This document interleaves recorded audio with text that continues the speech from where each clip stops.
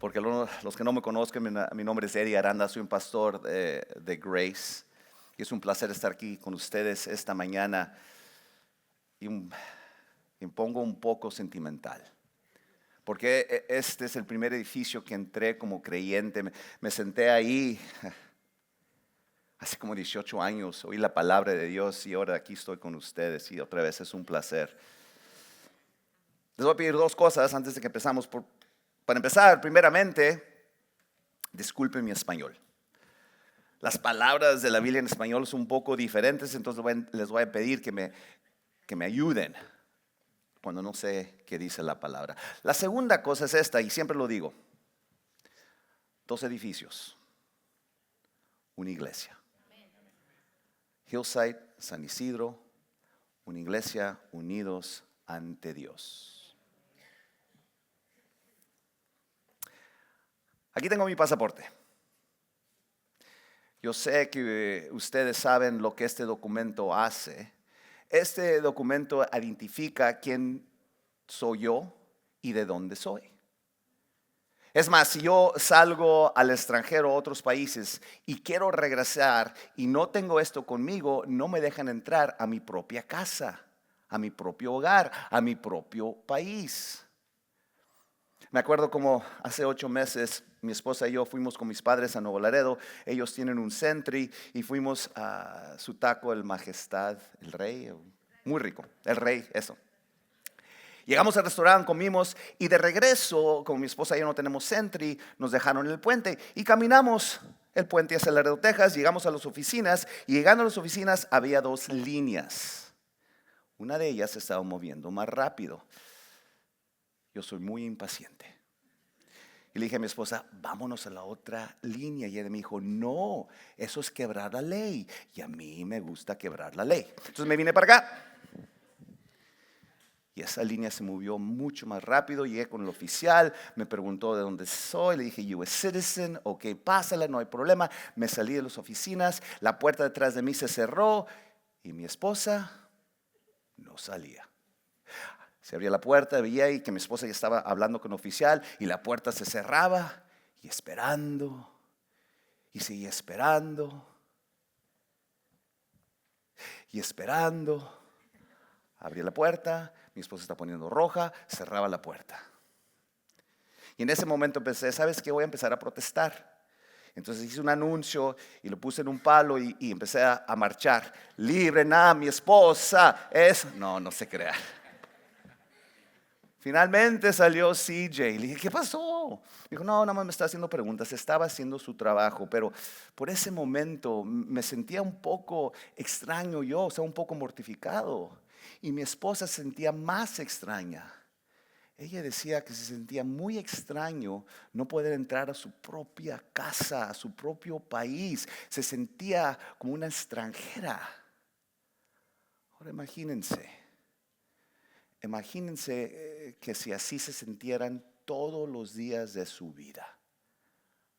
Que amanecían todos los días en su propio hogar, en su propio país y se sintieran como extranjeros. Así se sentían los cristianos, en que vamos a ver el día de hoy la carta que estaban leyendo. Se sentían como extranjeros, como extraños en su propio país. Hoy seguimos con esta serie que hemos llamado la vista panorámica. La vista panorámica. Y hoy vamos a ver una letra en la Biblia que le pone el nombre de Primera de Pedro. Entonces, si tienen sus Biblias con ustedes, ábrenlas a la Primera de Pedro. Está casi al final. Y es antes de la Segunda de Pedro.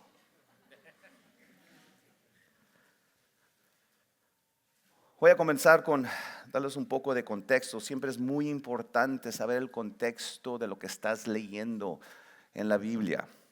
Y vamos a contestar unas preguntas. La primera pregunta que vamos a contestar es ¿quién? ¿Quién la escribió? A ver, ¿alguien sabe quién escribió esta carta?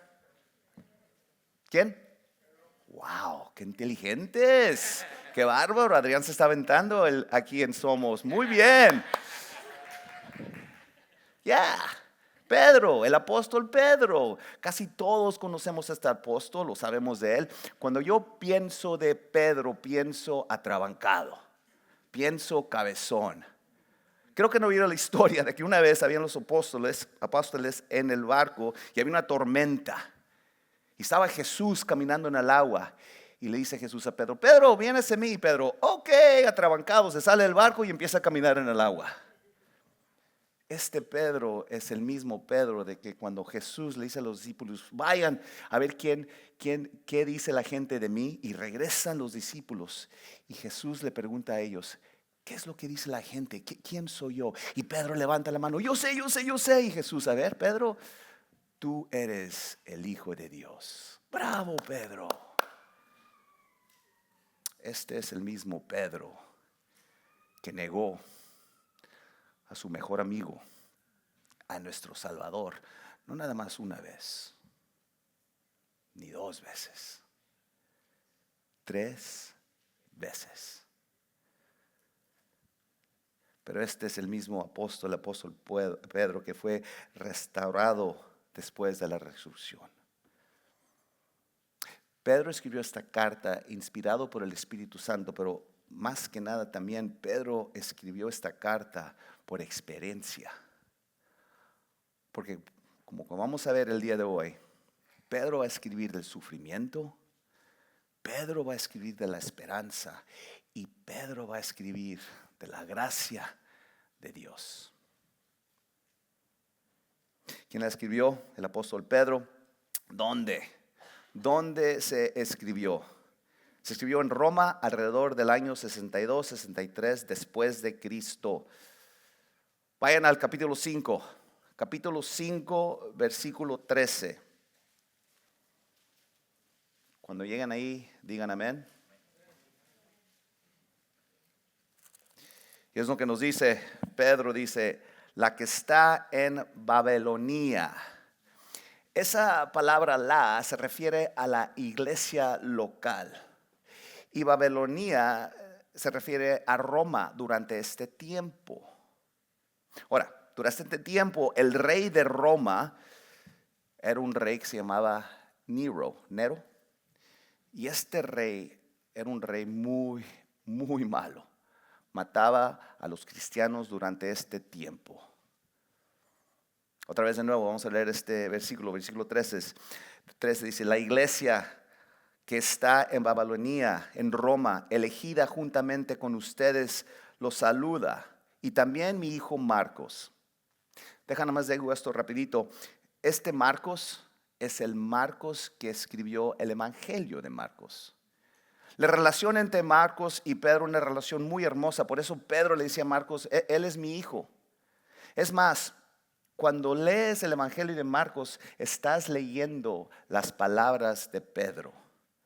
Pedro le dijo a Marcos cómo era vivir, qué se sentía vivir con Jesucristo por 3 años. Y Marcos lo escribió.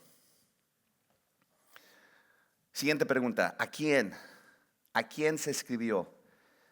A los elegidos de Dios que viven como expatriados.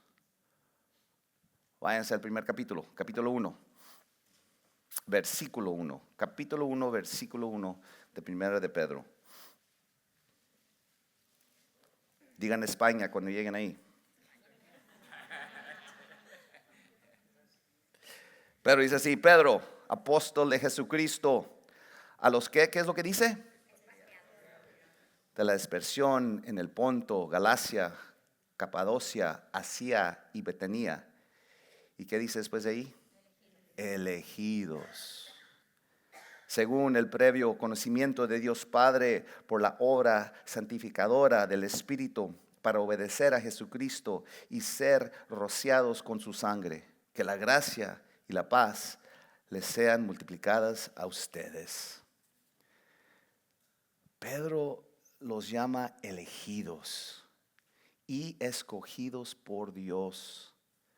En otras palabras, lo que Pedro está diciendo, que ellos son expatriados en este mundo, pero elegidos por el Salvador de este mundo. Y esa verdad, iglesia, es la verdad para ustedes y para mí. Nosotros como creyentes somos lo mismo. Somos expatriados en este mundo, pero elegidos personalmente por el Salvador, por el Creador de este mundo. Qué bonita promesa, qué bonita verdad. Y por último, ¿por qué? ¿Por qué se escribió? Esta es la razón. Para permanecer firmes en el Evangelio. ¿Por qué digo esto? Vayan al capítulo 5, otra vez, al final, versículo 12.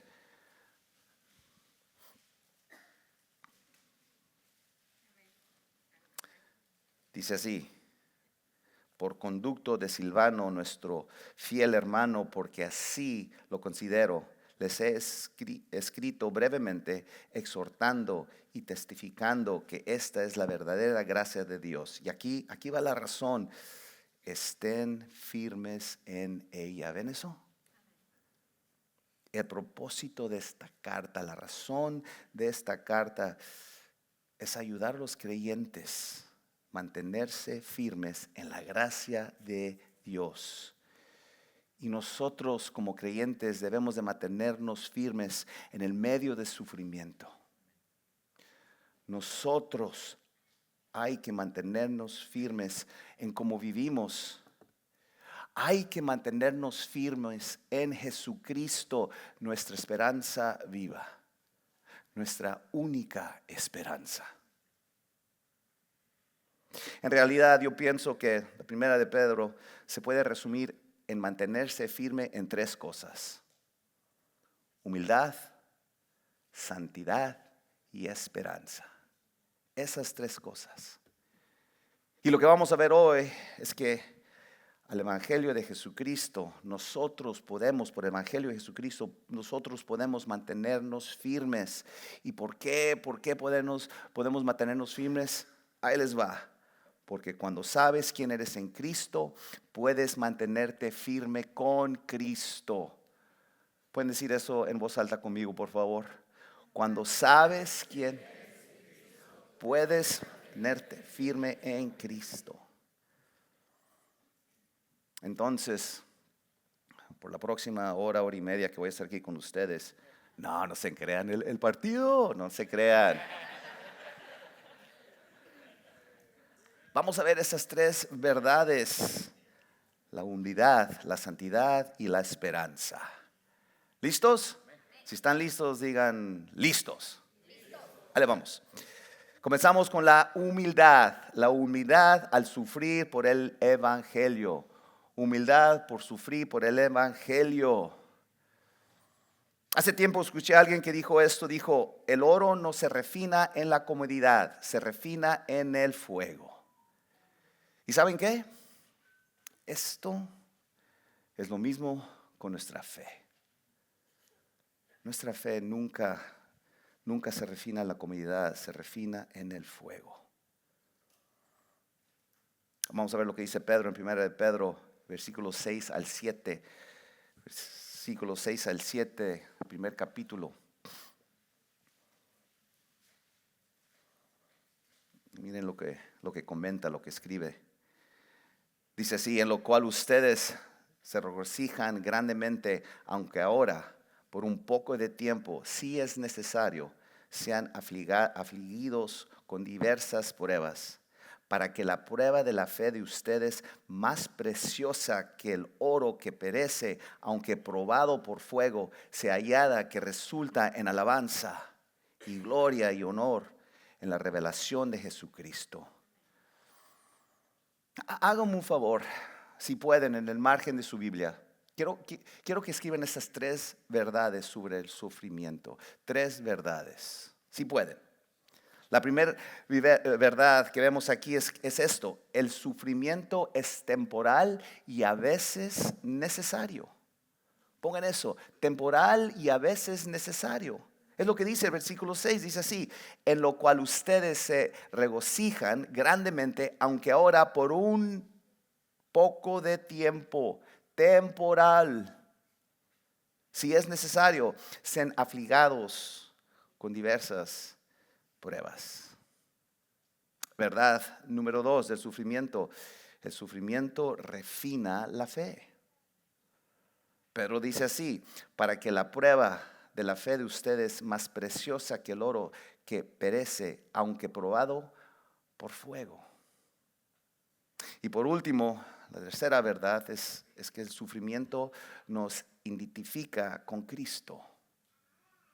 Por eso Pedro dice esto del sufrimiento: se hallada que resulta en alabanza, gloria y honor en la revelación de Jesucristo. Pedro va a ampliar esta tercera verdad en el capítulo 4. Vayan al capítulo 4 conmigo, por favor, versículo 12.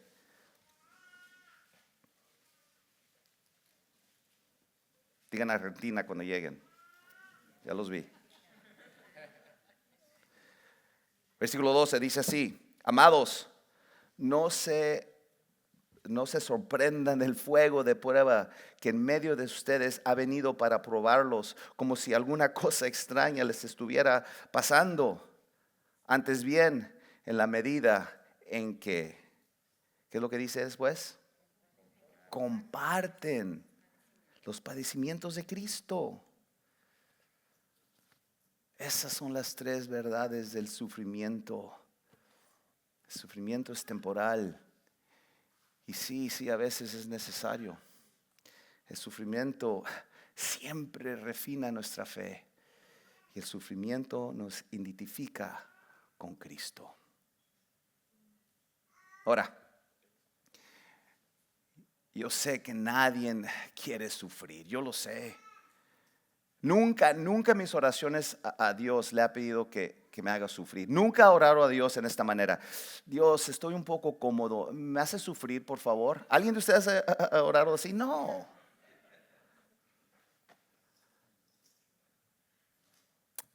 Pero temporadas de sufrimiento refinan nuestra fe. Créanme, yo lo sé. Hace 2 años, no sé si ustedes sepan, pero hace 2 años nuestro hijo mayor le dio una enfermedad al cerebro muy rara. Los doctores no sabían qué estaba pasando. Es más, esta enfermedad es tan rara que hicieron una película que se llama Brain on Fire.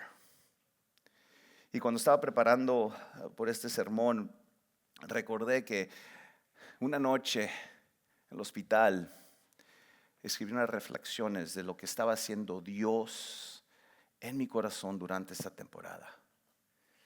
Y quiero compartir unas de ellas aquí con ustedes. Los puse en mi teléfono y el teléfono dice que era el 16 de marzo 2024 a las 12:53 a.m. Y parece como si fue ayer.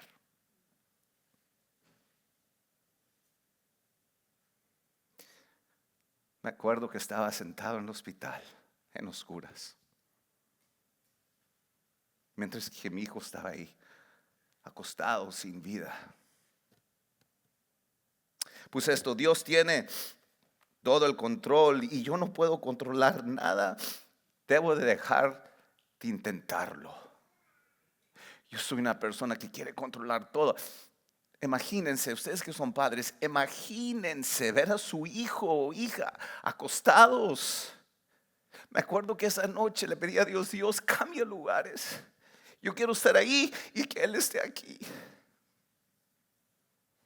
Pero Dios está en control. También puse: la oración es tan poderosa y maravillosa. No sé si ustedes sepan el poder de la oración. Cuando estás en medio y sientes la oración de tanta gente, es increíble. También puse el staff de Grace y mi familia de Grace. Son increíbles. Gracias a ustedes si oraron por mí, por nosotros. Mi fe ha sido filtrada hacia una mejor comprensión de quién es Dios. Yo conocí a Dios, yo soy un pastor, pero cuando vives esto,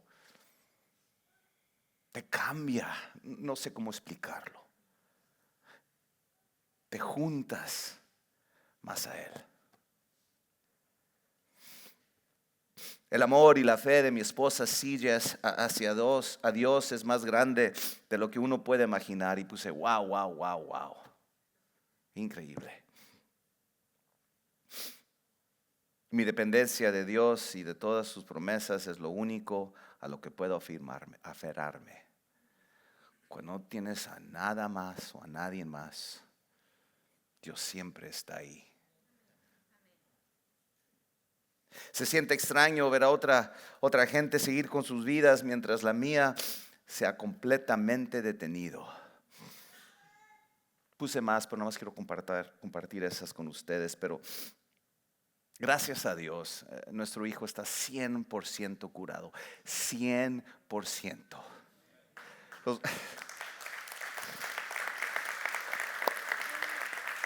Los doctores bien sorprendidos. ¿Cómo fue esto? ¿Qué pasó? Porque esta enfermedad, dicen los doctores, se tarda 1 año a 2 años para que una persona se cure. Nuestro hijo, 4 meses.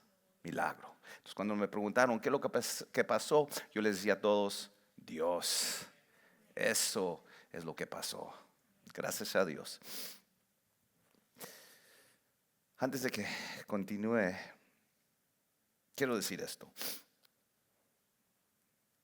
Yo sé que quizás uno de ustedes está en un tiempo de sufrimiento. Lo sé. Si ahorita están en un tiempo, una temporada de sufrir, manténganse firme. Manténganse firme. ¿Por qué? Porque cuando sabes quién eres en Cristo, puedes mantenerte firme con Cristo. Esa es la verdad. Cuando sabes quién eres en Cristo, puedes mantenerte firme con Cristo. La carta de Pedro se puede resumir en mantenerse firme en humildad y en la santidad al vivir según el Evangelio. En el capítulo 1, Pedro dice que debemos mantenernos firmes y resaltar. Tenemos que vivir diferentes que todos los demás. Es más, así lo dice. Somos de este mundo, pero tenemos que actuar diferentes de los demás de este mundo. Resaltar, mantenernos firmes en las promesas y en la palabra de Dios. Miren lo que dice, véanla otra vez al capítulo 1, versículo 13. Capítulo 1, versículo 13. Dice así, por tanto, preparen su entendimiento para la acción, sean sobrios en espíritu, pongan su esperanza completamente en la gracia que se les traerá en la revolución de Jesucristo. Como hijos obedientes, no se conformen a los deseos que antes tenían en su ignorancia, sino como aquel que les llamó es santo, así también sean ustedes santos en unas cosas o cuando quieran. ¿Dice eso? No, en toda su manera de vivir. Ahora vayan al capítulo 2, versículo 9. Capítulo 2, versículo 9 al 12. Dice así. Pero ustedes son linaje escogido, real sacerdocio, nación santa, pueblo adquirido para posesión de Dios, a fin de que anuncien las virtudes de aquel que los llamó de las tinieblas a su luz admirable. Ustedes en otro tiempo no eran pueblo. Ustedes, pero ahora sí son pueblo de Dios. No habían recibido misericordia, pero gracias a Dios ahora sí han recibido misericordia. Ahora watchen, como dice aquí en Laredo, watchen lo que dice después. Dice así, amados, les ruego como extranjeros y peregrinos que se abstengan de las pasiones carnales que combaten contra el alma. Mantengan entre los gentiles una conducta irreprochable, a fin de que en aquello que les gracias, como malhecheros, ellos por razón de las buenas obras de ustedes, al considerarlas, glorifiquen a Dios en el día de la visitación. Lo que está haciendo aquí Pedro es que nos está recordando tres cosas. Primeramente nos está recordando que somos peregrinos. Lo que está diciendo es de que creyentes no son de este mundo. Lo que está diciendo de que en nuestro pasaporte no dice Estados Unidos ni México. Nuestro pasaporte dice el cielo con el Rey de Reyes para siempre. El segundo recuerdo que nos está dando aquí Pedro es de que siempre, todos los días vamos a amanecer y a luchar con las pasiones de nuestra carne y vivir con el Espíritu Santo. Todos los días vamos a tener tentaciones. Y por último, nos recuerda que somos testigos ante los perdidos. Que nuestras vidas tienen que respaldar lo que nosotros decimos. Tenemos que ser diferentes. Déjales pregunto. En su trabajo, en donde viven, con sus vecinos, si van a la escuela, en la escuela, la gente sabe que son cristianos sin que ustedes les digan que son cristianos. Cualquier persona los puede identificar como cristianos sin tener una camiseta que diga soy cristiano. ¿Saben ustedes cómo nos reconocen muchos de nosotros como cristianos, la gente que no es cristiana? ¿Sabe qué es lo que dicen de nosotros? Que somos hipócritas. Porque venimos aquí los domingos, gloria a Dios, alabanza, hermano, hermana, que Dios te bendiga el domingo, pero lunes, groserías de nuestra boca, cómo actuamos, no respetamos a nuestra esposa o nuestro esposo. ¿Sabes lo que eso es? Hipócrita. ¿Cómo están viviendo? ¿Resaltan? ¿Son diferentes del resto de la gente que no conoce a Dios? La triste verdad es esto, iglesia, que muchos cristianos quieren un Salvador que los perdone, pero no quieren un Salvador que los transforme. Y el Evangelio te transforma. Jesucristo te transforma. Amar a Dios no es solo decirlo con los labios, pero es demostrarlo con nuestras vidas. De hecho, más adelante en la carta, en los capítulos 2 y 3, Pedro cubre 3 áreas específicas de santidad al vivir conforme al Evangelio.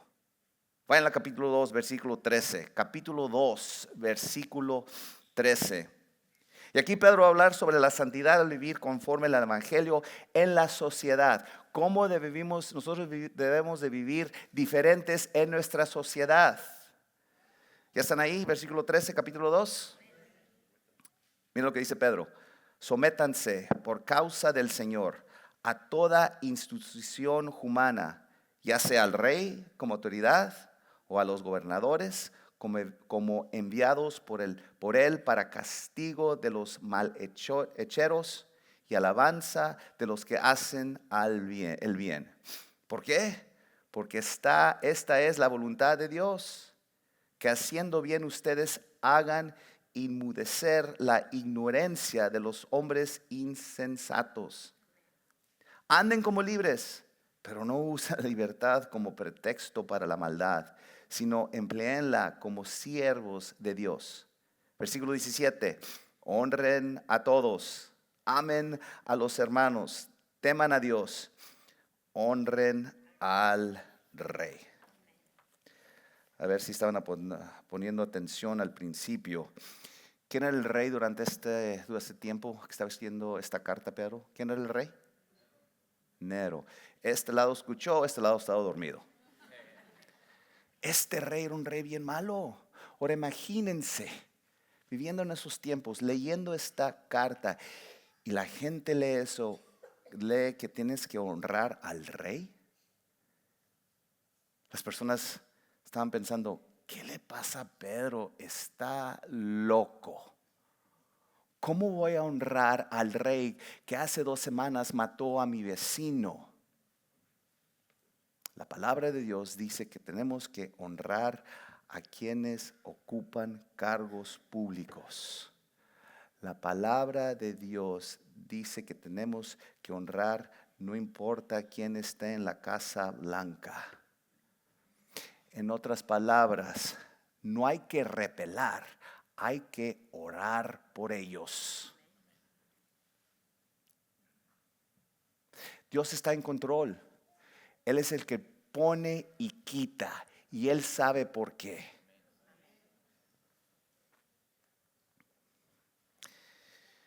En unos versículos más adelante, Pedro va a hablar sobre la santidad al vivir conforme al Evangelio en el trabajo. Vayan al versículo 18, capítulo 2. Pedro dice así: Servios, estén sujetos a sus amos con todo respeto, no solo a los que son buenos y afables, sino también a los que son insoportables.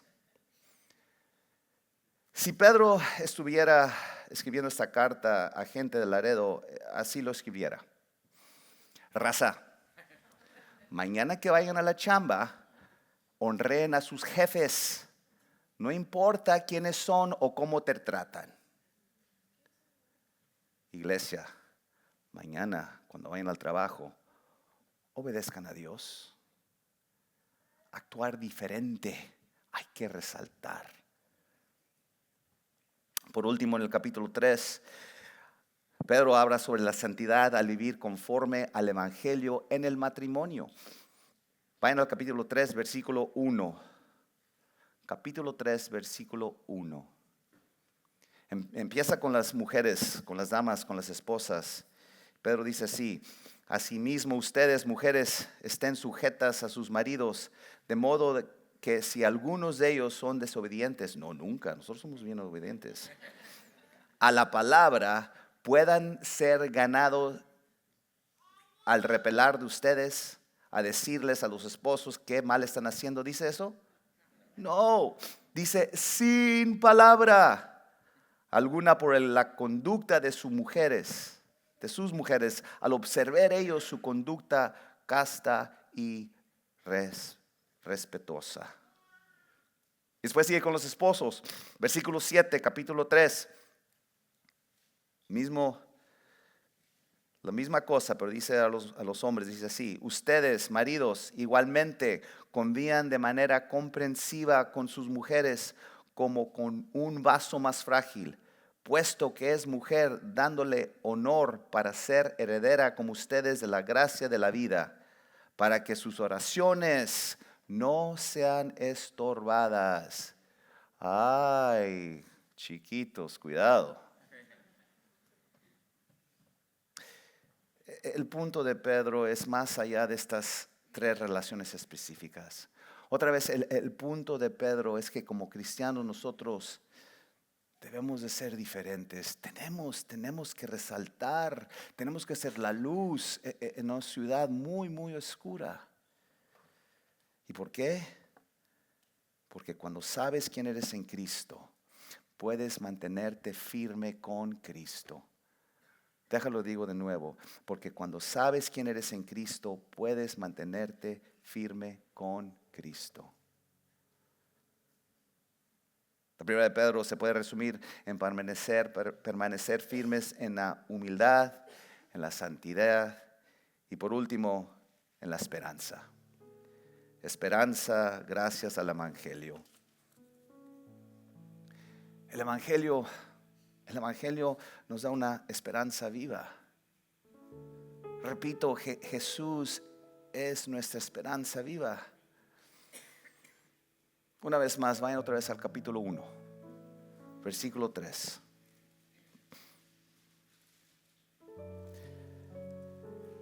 Dice así: Bendito sea el Dios y Padre de nuestro Señor Jesucristo, quien según su gran misericordia nos ha hecho nacer de nuevo a una esperanza viva mediante la resurrección de Jesucristo de entre los muertos. Escuchen, ojos hacia mí, no quiero que se les vaya esta verdad. El Evangelio no es lo que hacemos por Dios. El Evangelio es lo que Dios hizo por nosotros en el nombre de Jesús. ¿Y qué hizo? ¿Qué hizo Dios por nosotros? Aquí nos dice Pedro, nos ha hecho nacer de nuevo a una esperanza viva mediante la resurrección de Jesucristo de entre los muertos. Pedro continúa diciendo esto en el versículo 4. Dice así: para obtener una herencia incorruptible, inmaculada y que no se marchitará, reservada en los cielos para ustedes. Mediante la fe ustedes son protegidos por el poder de Dios para la salvación que está preparada para ser revelada en el último tiempo. Dos verdades que vemos aquí del Evangelio. La primera verdad es que tenemos un nuevo nacimiento. Pedro dice que nacemos a una nueva esperanza, una esperanza viva. También Pedro dice que tenemos una nueva herencia, una herencia que nunca se va a acabar, que nunca va a terminar. Yo sé que ustedes saben que todo de este mundo se va a terminar. Todo. El dinero se va a terminar. El coche nuevo, la casa grande, todo se terminará en un tiempo. Su carrera, su estatus, todo se terminará. Su salud, un día se va a acabar. Todo en este mundo se terminará. Todo tiene fin excepto Jesús. Por eso Él es la única esperanza viva que tenemos. Y si su esperanza es en algo de este mundo, se va a acabar. Jesús no solo murió para perdonarnos, pero también nos enseñó cómo vivir. Vayan al capítulo 2, versículo 21.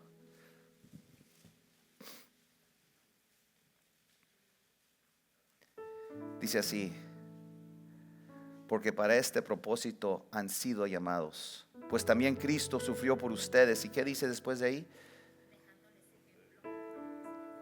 Dejándoles ejemplo para que sigan sus pasos.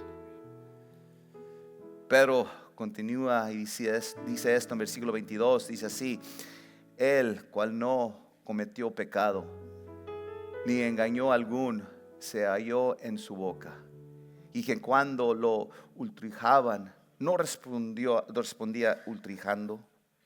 Cuando padecía no amenazaba, sino que se encomendaba a que juzgó con justicia.